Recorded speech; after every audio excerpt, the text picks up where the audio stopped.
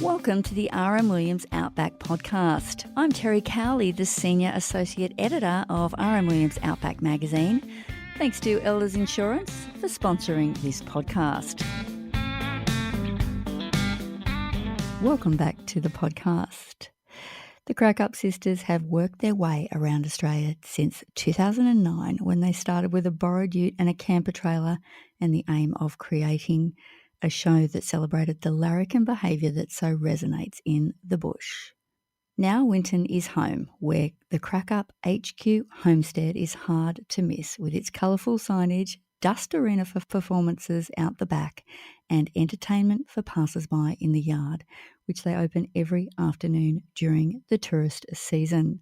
I'm joined by Amanda Lynn Pearson and her showbiz partner Bianca McHale, or it may be their alter egos ST Ruth or Struth and Rowdy. Hello, ladies. G'day, Terry. G'day, Terry. How are you going today? We're pretty pumped to be talking to you. Can you explain to people who may not know you what you do as the Crackup Sisters? Well, we take theatre to the paddock. So we tour the country with our trailer. It opens up into a little homestead and we perform shows showcasing knockabout acrobatics, stock whip cracking. We do love to crack them up. We crack the whips, the flips and the jokes to make sure laughs are kept in everybody's bellies and smiles on their faces. We take theatre to the people in the paddocks, to rodeos, arenas, ag shows, festivals, but pretty much majoritively in the outback. Yeah. We focus on creating in and for rural and remote Australia. Oh, well, we eat well, take care of ourselves, make sure we go to the toilet regularly. We travel with dogs. We train them a lot. We train ourselves. We train people. We like to have a yarn when we get to new towns, talk about love, life, what it's like to live in the bush.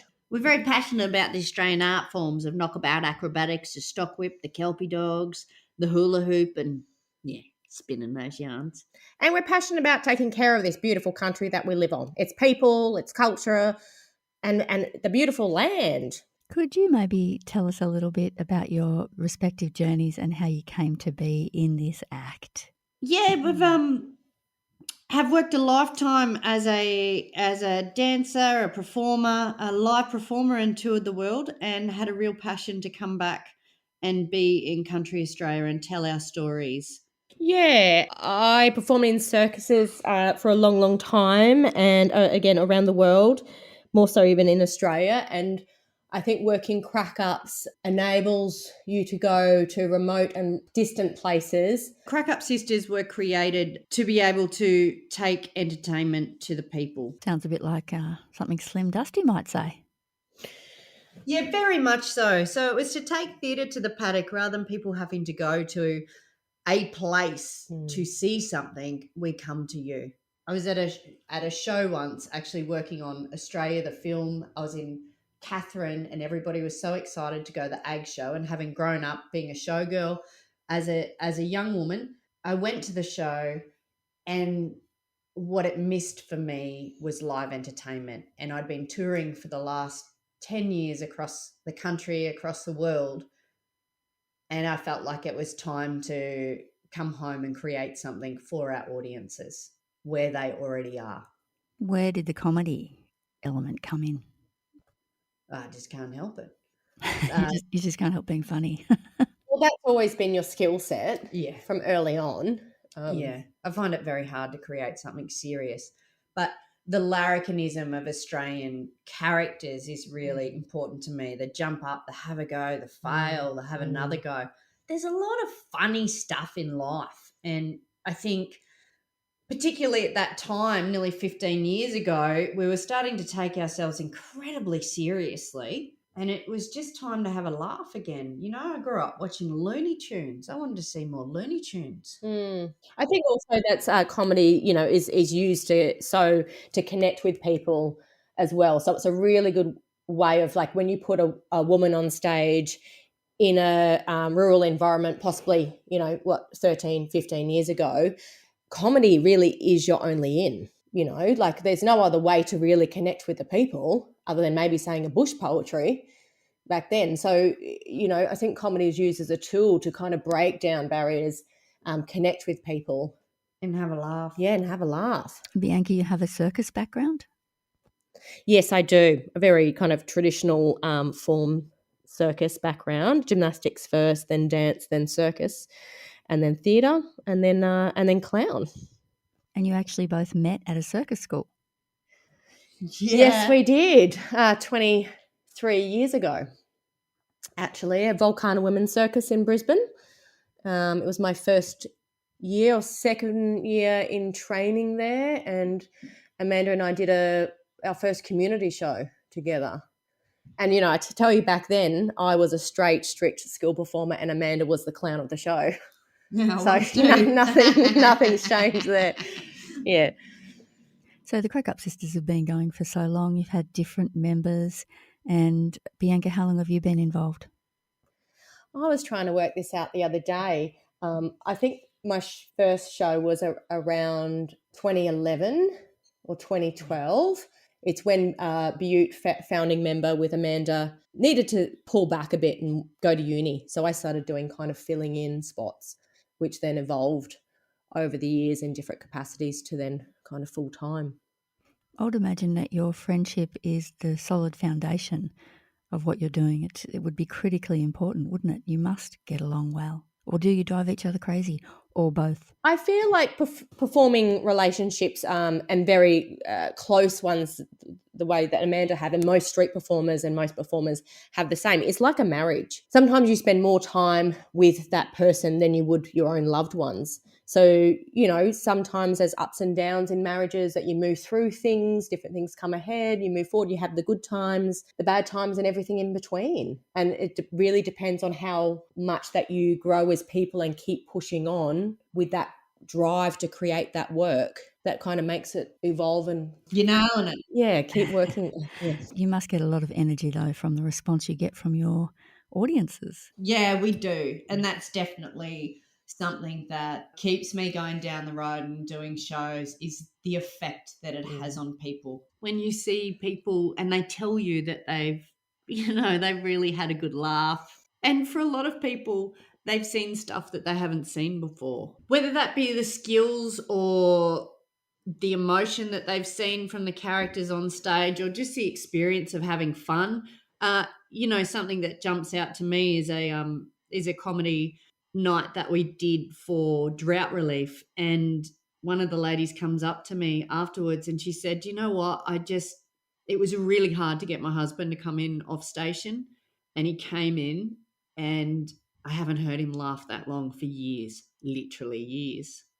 And to see the change in the energy of the room after that, everybody, because we're so animated and over the top, I think it gives everybody that ability to then animate themselves. Gives them a license to, to play or, to laugh amongst themselves. And yeah, I think also that diversity of our audiences is like where you'll get a 3-year-old that will run up to you and throw their arms around you, and then you'll get a 85-year-old sheep farmer that will come up and put $5 into your hand and go, "That's the best entertainment I've ever seen in the bush." It's so diverse, the people that you're connecting with, and it's a really lovely feeling to be able to kind of give that and receive that energy back. It's a beautiful exchange which is probably at the core is why we do it. Yeah. Absolutely. Yeah. So there's a lot of work that goes on behind the scenes, and I know you do a lot of it yourselves, but you do have your helpers. Especially with Building the House project is where we've had a lot of support come in. We've had people volunteer and come on board, give us their time, I think sometimes to spend time with us. Touring Crackups is very separate to what the house build has been. Sure, there's help on the road and things, but majority of that is not really. It's the 2 or 3 women that have gone down the road at a time, and everything, absolutely everything is, we do it all. But the house is something completely different. We've had amazing volunteers and amazing response in terms of people giving their time, their energy, their kitchen sinks to us to allow that to happen. That's been a very much Crackup's ethos, but very different to the touring shows that go down the road. It has been really overwhelming a little bit to receive so much help and so much support, and that people believe in your vision of creating this home that belongs to everybody. Really taken an anti-Bunnings approach to that. Yeah, which I think both Amanda and I are very passionate about in life generally, about reusing and, pretty not so consumeristic in our ways, much more of in our older ways, rebuilding, recycling, refurbishing, making something out of nothing, and within that everything has a new life and a new character and has soul to it. And that's one of the biggest responses of people coming through. It's they just start laughing, and they often go, God, you can feel the love in this place. Or the recognizing of, oh, my grandmother had that cabinet. Oh, I grew up with a kitchen like that. Oh, my fridge, there's so many things within the house that sparks a nostalgic feel in people. So people can tour the house. Yes. They can. Yeah, we do open, as you said, to the public during the tourist season, and we have house and yard tours. Bianca, you're also a permaculturalist. Yes. Practicing early days, but I did grow up in that world. Yeah, so very passionate about regenerative agriculture, permaculture, holistic management of cattle, looking after our native grasses, revegetating native forests, bees, humans, you name it. Yeah, very much so. I'm as passionate about those topics as I am circus and performing, which is pretty big. So you both have to do quite a bit of acrobatic work in the show? Yeah. And as Bianca said, she grew up as a gymnast. What we do now more in the show is we lend towards the Australian style of knockabout acrobatics, which is similar to slapstick. And it was designed in Australia because we're performing outdoors. We're on the dirt, we're in the dust, we're in the prickles. There's no sprung floors. We do all of our shows in boots. So we stand on each other in our boots. Our costumes are made hardy so they can roll in the cow crap because we are outdoors and in the paddock. Yeah, no flex feet, no pointed toes, only flex feet. Our costumes are big, our hats are big, our faces are big. And a lot of that is a response to the environment where we want to perform outdoors. So you do need to protect yourself from sun. But then as the characters have evolved with us and the clowns have got bigger, our costuming's got bigger. And we've got a phenomenal costume maker who works with us, and she works with a lot of repurposed fabrics. So she'll hunt out some vintage fabrics for us that are nice and hardy. And of course, all natural fibers so we can sweat. And yeah, our shows are quite often in, 35, 39 degrees. Hot sun. Quite often we're staring into the sun so the audience doesn't have to. Yeah. And we still do need the safety of being able to grip each other and catch each other. Yes. Do you perform with other people? Are there other parts to the act that don't involve you? No, the Crackup Sisters are the Crackup Sisters. So that's a team. We have, over the years, we've brought in different artists to work on different projects with us. So the company, in the last year, we actually contracted 62 artists to work with us, whether that be our costume maker to logo design, visual sound artists, visual artists. And also some other performers sometimes when the Crackups can't do particular gigs. Crackups kind of works as an agency, so to speak. So putting people forward. And helping them understand the difference. Most artists will work in metropolitan areas because that's where their work is. To be an artist who works in regional and remote Australia, you really need to understand the culture. You need to have vehicles that are going to get you there. You need to understand that you're going to turn up and there won't be a black box theatre and 14 people to run after you. No air-conditioned room. There'll be flies. There'll be dust. There'll be heat.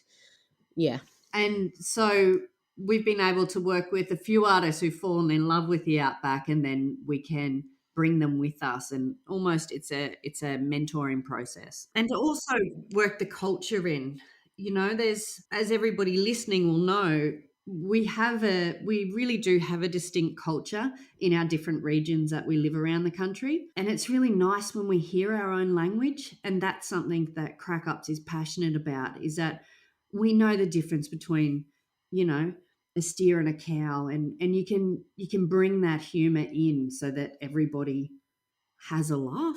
You're hearing your own language, you're seeing your own things. You have touched on this a little bit when you were talking about the variety of responses, but who comes to see the shows? Often people will they'll see the homestead set up and go, oh, yeah, that's a kid's show. And even if it was a kid's show, you'll find that there's 75% adults at a show anyway. That's just the way it is. Kids can't get there on their own. So our shows are actually, most of the humour is aimed at adults. Yeah.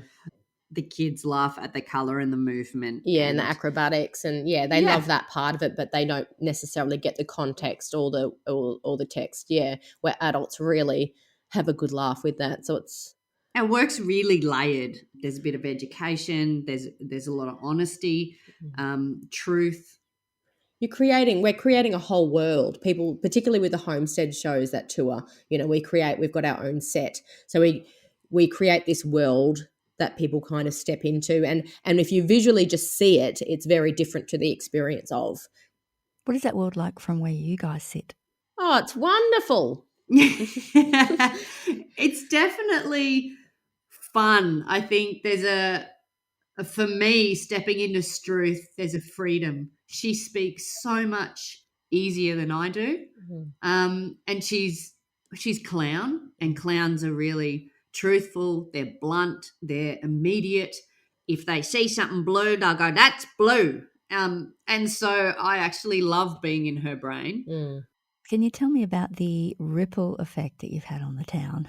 For the first little while, I think that they probably saw us as the mad women that lived up the end of the street building this, what the thing. Hell because they think they're doing? Because no one had kind of done this before, so no one had any expectation of what it would be until it really started to take form. And to put context to that, the house that we've rebuilt was told that it would never be rebuilt. Even my Kelpie wouldn't walk through the house because the floorboards were that had it. So we've really brought something from derelict into having all the ticks under the book. So Winton has been very lovely to us in that they've accepted two clowns moving to town. And the ripple effect of that, we moved here in 2020 to build the house.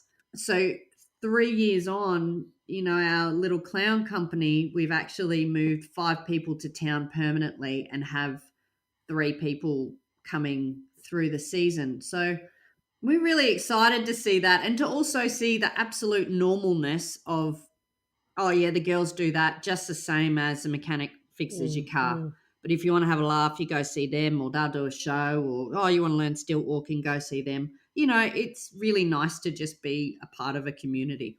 You're both funny, obviously, but can you share some of the funny things that have happened to you as the Crackup Sisters?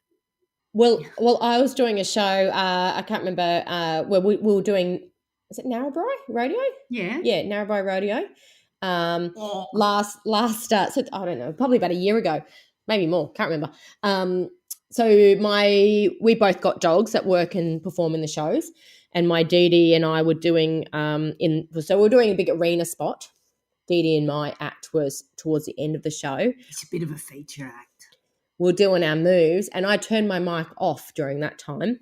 But just as Dee Dee kind of leapt up to do this trick, something from her paw flew up, and my mouth was open because I'm talking to her, and wedged itself in the back of my throat. Oh my goodness! Well, my throat was really dry because I had just been talking and the rest halfway of it through the show. So it wedged there, but as the moisture of my throat started to kind of melt this thing that was stuck on my tonsils, and my brain clicked to realize that we're in a rodeo arena and you just eaten a piece of shit.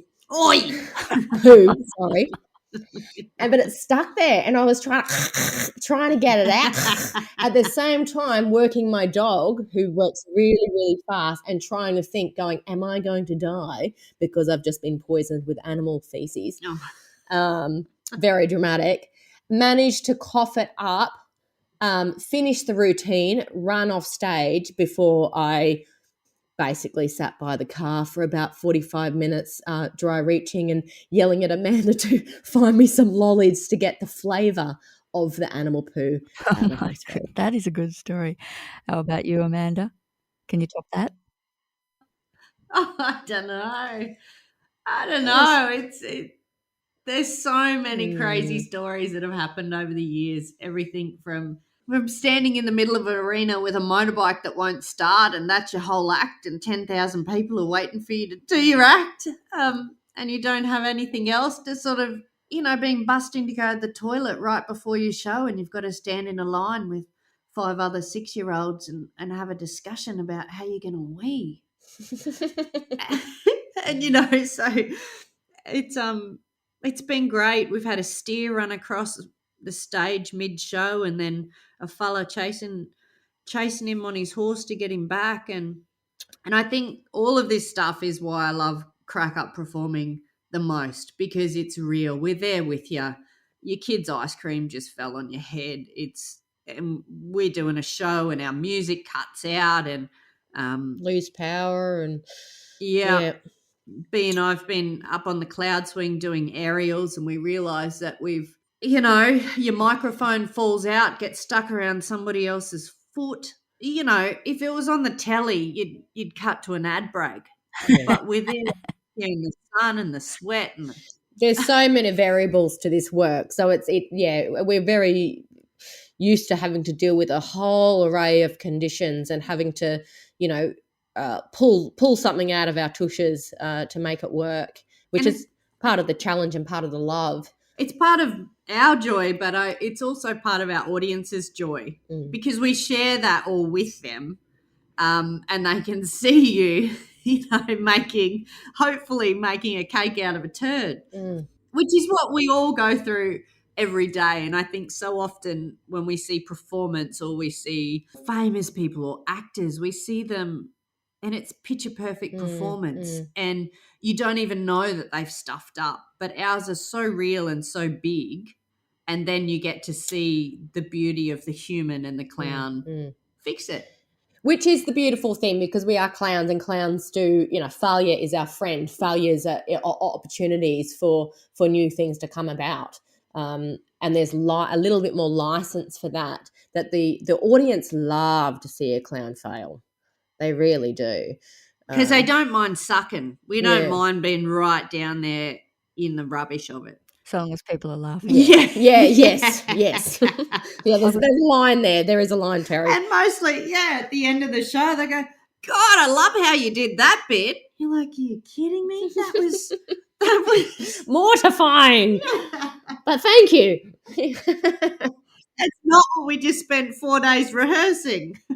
Yeah, it's unpredictable. I get it. It's real. It's very real and raw. And as you say, that's life.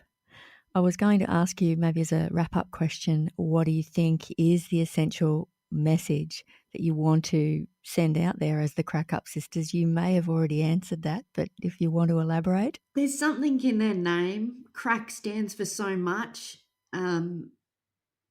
Crack a whip, crack a flip, crack a joke. Just give things a crack. Have a go, Joe. And you'll be amazed. Everything that we do takes so much practice and time, particularly to make it look dangerous and out of control takes a hell of a lot more time. And there's a patience in that, isn't it? Absolutely. The question that we get asked a lot, like, how did you do that? Well, we practiced. Yeah, we thought about it. You're not born able to walk, or you're not born to play the piano. So I feel like I have that conversation with kids all the time. How did you climb that? How did you do that? It's I think we live in the the era of immediacy. Yeah, absolutely. And you've got to go back to those basics, particularly with kids, that you've got to go through the process of sucking at something and going back and keep doing it year after year after year after year. And I think the adults, there's a lot of adults now, people assume because of our energy that is the energy of youth, but it's not. We are women in our 40s who still chuck cartwheels and run around the country like lunatics. But we're definitely both passionate about our health and what we put into our bodies, healthy eating, healthy minds, healthy body. So we have a lot of time and energy goes into having time and energy. Yeah, having time and energy. Yeah. We all know. And I think the houses now, now that that is finished and we have a venue and people can come and see that, and they can see the expansion of what we are, and again, another beautiful example of time and patience. Yeah. Well, long may the Crackup Sisters continue. That's all I can say, really, because I haven't got to see you yet, but I would like to soon. So you've got the house. You are still touring? Yes, we are. We're having a little bit of a break now over the summer, recouping, and we'll be ready to hit it for next year, 2024. We'll look forward to hearing more about you at that point. And thank you so much for your time today. Wish you all the best in your new home in Winton and for future touring shows as well. Thank you, Terry. Thanks for having us.